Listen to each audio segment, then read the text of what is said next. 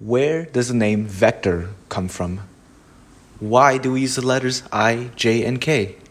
Why is the cross product not commutative? As it turns out, the answer to all of this comes from a four-dimensional extension of the complex numbers invented by mathematician William Rowan Hamilton, known as Quaternions. But what does it even mean to extend the complex numbers?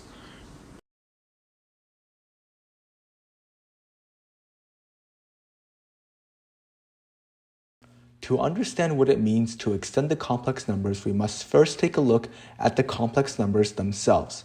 A complex number is a number with a real and imaginary part expressed in the form a plus bi, where I is the square root of -1. The nice thing about complex numbers is that they can be graphed on a two-dimensional plane, with the horizontal axis representing real numbers and vertical axis representing imaginary numbers. Any complex number appears as a dot on this plane, with a horizontal component being its real value and vertical component being its imaginary value. Adding complex numbers is quite simple. Simply combine the like real and imaginary parts. With multiplication, we use the distributive property along with the fact that I squared is equal to -1 in order to get our product. But here's the elegant part. On the complex plane, the product of two complex numbers will have a distance from the origin that is the product of the distances of its two factors. The angle that it has from the positive number line will be the sum of the angle of its two factors.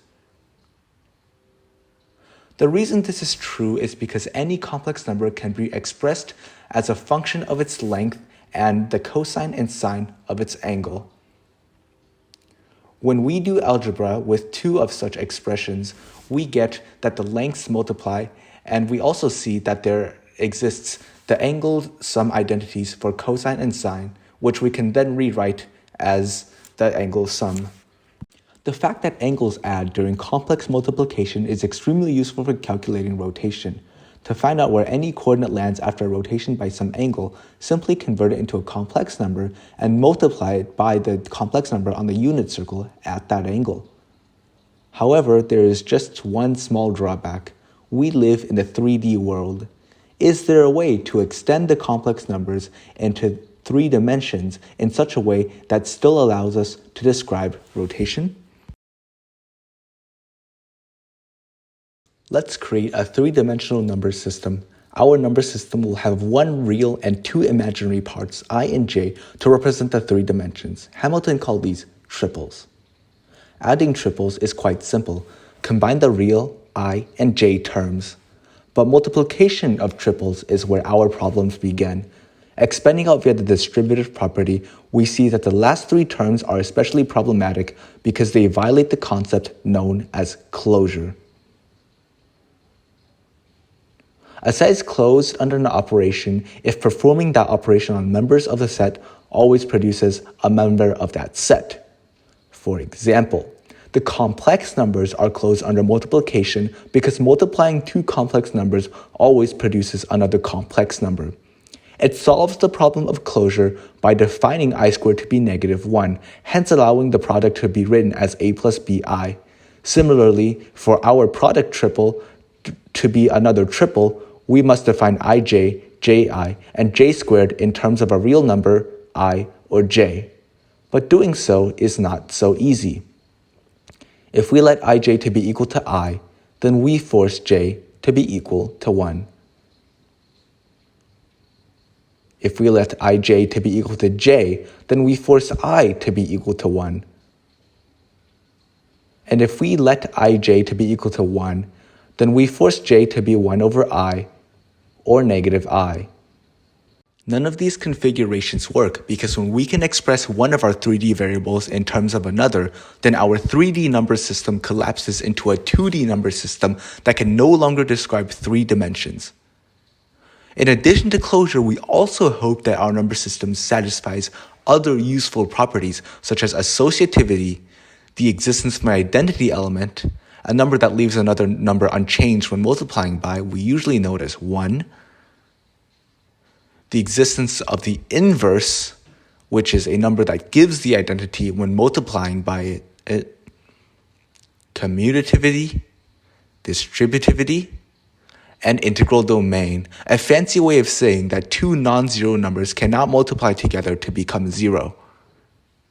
Hamilton worked for years in search for a solution to the triple multiplication problem, but he ended up ultimately being unsuccessful. However, in October of 1843, in a stroke of genius, Hamilton did this.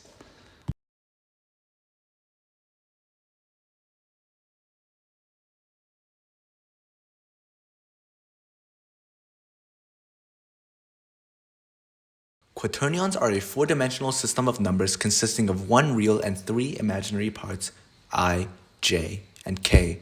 Notice that quaternion multiplication is not commutative, meaning ij does not equal to ji. Other than that though, every nice property mentioned before is satisfied. Quaternion multiplication describes rigid rotation in 4 dimensions. But how does this help us with our original problem of 3D rotation? Well, there's an advantage to describing lower dimensions with higher dimensions. See, 2D complex numbers can describe 1D multiplication, which is multiplying by a real number, if we also multiply by its conjugate. This is because the conjugate has an equal and opposite angle. Thus, the angle addition of complex multiplication cancels out. Similarly, left multiplying a number by a quaternion, then right multiplying it by its conjugate q-1 describes 3D rotation. 3 Blue 1 Brown and Ben Eater made great videos that explains this 3D rotation in detail, and you should definitely check them out if you have not already.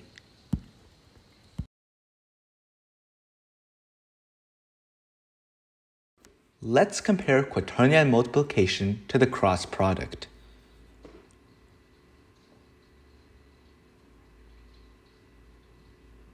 Do we see anything in common?